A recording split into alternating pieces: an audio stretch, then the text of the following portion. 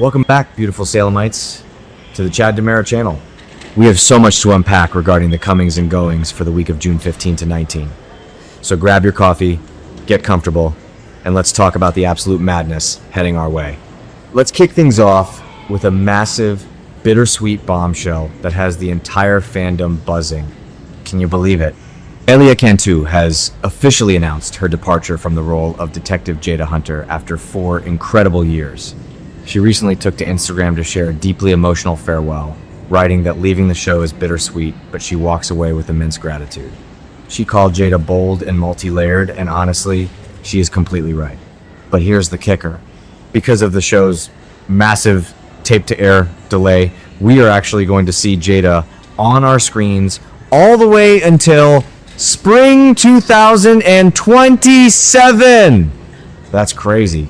We have almost a full year left to enjoy her, but I am still absolutely devastated. Let's be real for a second. Jada has been put through the emotional ringer ever since she first set foot in Salem. Remember when she was dragged into the toxic, never-ending vortex of Eric and Nicole? She deserved so much better than that nightmare. Now, she is finally getting a proper slow-burn romance with legacy character Sean Brady. They are officially leaving the friend zone and the chemistry is off the charts. I think losing Jada right when she is finding happiness is a huge mistake. Plus, she is currently the lead investigator on the explosive case involving Stephanie Kyriakis. Stephanie recklessly fired a loaded gun at Joy Wesley inside Alex's apartment, and Jada is the one warning her best friend that an arrest is imminent. What do you guys think? Will Jada's exit be tied to this high-stakes police work? Or will she and Sean just ride off into the sunset together? A lot of fans think she might get killed in line of duty, but I'm telling you, it's definitely going to be a romantic exit with Sean. They deserve a happy ending. And you won't believe what happens next on the teen scene. Louis Tomeo is finally making his long-awaited return as Aaron Greene. He is going to be hanging out at the legendary Horton cabin with Tate, Holly, and Ari on June 16 and June 19. Now, if you are a true longtime fan of the show, you know that the Horton cabin is basically a magnet for absolute disaster. Think about all the crazy cliffhangers we've seen there over the decades, from the Last Blast dance nightmare to Ciara and Ben's fiery drama. Right now, Holly Jonas is in the crosshairs of a completely unhinged Amy Choi, who is teaming up with DA Melinda Trask to push for manslaughter charges over Sophia's death. We all know Kristen DiMera is the one who bashed Sophia with a rock, but Holly is taking the heat. Throwing Aaron back into this pressure cooker of teen angst, guilt, and legal threats at an isolated cabin is going to be explosive. I am terrified for these kids, but the Greene family takeover doesn't stop there. Jonah Robinson is also returning as Dr. Mark Greene, and he will be sharing some highly intense scenes with his sister, Kat Greene. This is where things get incredibly juicy. Kat is currently spinning a massive, tangled web of lies, secretly working as an undercover ISA agent for Shane Donovan and Rafe Hernandez, while getting dangerously close to EJ DiMera. I absolutely despise EJ, but I have to admit his magnetic, toxic pull on Kat is fascinating. He is even using classic literature like Wuthering Heights to manipulate her memories. With Mark being a doctor, could he be the one to discover the horrifying truth about EJ's failing Versavix drug? Kat is playing with fire by feeding EJ lies about her sick mother, and I am desperately hoping Mark can pull his sister out of the DiMera mansion before EJ destroys her. Speaking of EJ's god complex, the DiMera resurrection nightmare is reaching a tragic climax. Richard Wharton is back as the diabolical doctor, Wilhelm Rolf, and he is going to be advising EJ on June 18. Meanwhile, Nikki Crawford's Lexi Carver is sharing heartbreaking scenes with Rolf, EJ, Abe, and Paulina on June 19. I am telling you, this storyline is tearing my heart into a million pieces. Rolf has already confirmed that the Versavix cure is failing.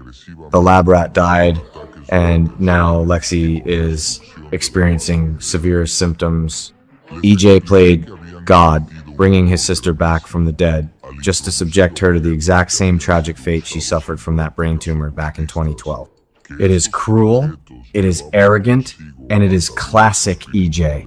I am completely on Abe Carver's side here.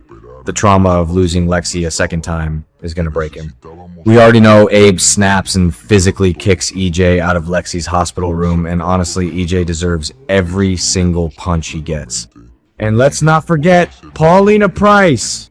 She is stepping back from her marriage to give Abe this precious time with Lexi, all while dealing with her own daughter Chanel's terrifying breast cancer crisis. Paulina's a powerhouse, but pushing Chanel to use EJ's untested lethal drug instead of radiation is a horrific mistake. Seeing her navigate this impossible heartbreak alongside Abe and Lexi is going to require multiple boxes of tissues. Thank goodness we are getting some reinforcements. Sal Stowers and Lamon Archey are returning as Lani and Eli Grant to celebrate Salem's Juneteenth on June 19. The timing could not be more perfect. Lani is going to be completely crushed by the news of Chanel's cancer and Lexi's failing health. She needs to be there to support Abe and Paulina through this devastating family collapse. Plus, with Eli's elite FBI background, he is exactly the kind of heavy hitter Rafe and Kat need to finally take down EJ and his illegal black market drug ring. Eli and Lani always bring that grounding, legacy energy that Salem desperately needs when the DiMera chaos gets too out of hand. Finally, let's talk about the absolute best part of the week. Our boy Chad DiMera is getting some much-needed screen time, and I am here for it. The Chad DiMera channel fully supports Connor Floyd in this recast. He is bringing such a fantastic, stable energy to the role. On June 15, Alexander Elijah Bond and Autumn Gendron are back as Thomas and Charlotte DiMera, sharing incredibly wholesome scenes with Chad and Belle Black. After the horrific psychological trauma those poor kids endured when Kat Green pretended to be their dead mother, Abigail, they desperately need a safe, loving maternal figure. Belle and Chad are officially teaming up to investigate the massive mystery of the missing pawn chess piece left behind by John Black. This is a brilliant callback to the show's rich 1986 lore involving Stefano DiMera. I think this is a huge step in the right direction because Chad and Belle have this amazing natural chemistry. They just had that adorable baseball date, and now they are diving into a legacy mystery together. A lot of fans think Chad should stay single and mourn Abigail forever, but I'm telling you, it's definitely time for him to move on, and Belle is the perfect match. She is smart, she is a legacy character, and she won't play the toxic games that Kat and Gwen play. What an incredible week we have ahead of us. The drama, the heartbreak, the slow burn romances, it is everything we love about Salem. Let me know all your theories in the comments below, and don't forget to stay tuned to the Chad DiMera channel for all your exclusive updates.